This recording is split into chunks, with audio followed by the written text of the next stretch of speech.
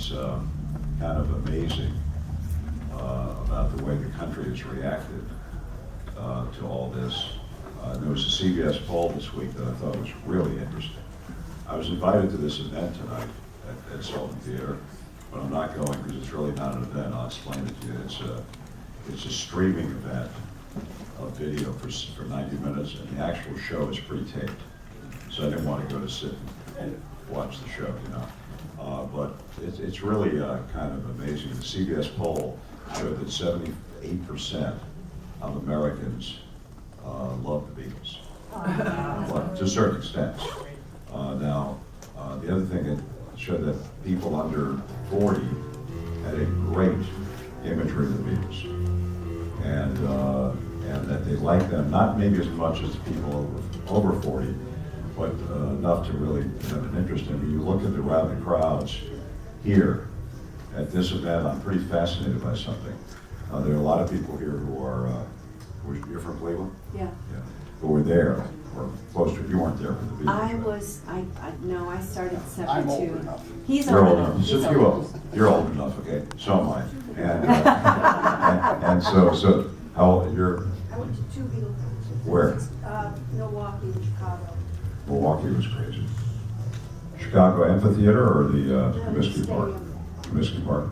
So, you know, it just shows that Brian Epstein said to me in 1964 that the children of the next century are going to be listening to the Beatles, which of course is not very odd at that time. I want to tell you today about my new book. The book is sort of an accident because I really wanted to go and find out how they really got started.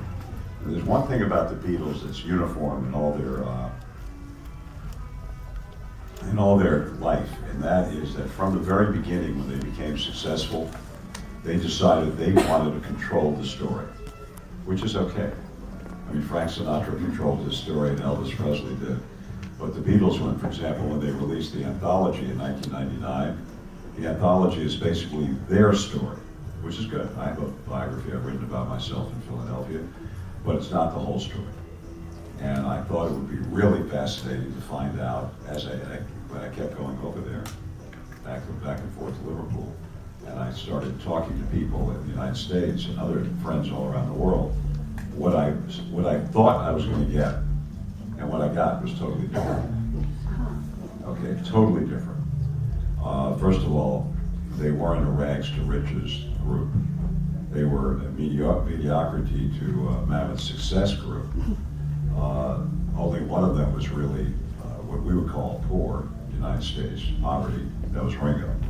He lived in a house without facilities. His mother worked till 4 o'clock in the morning as a barmaid.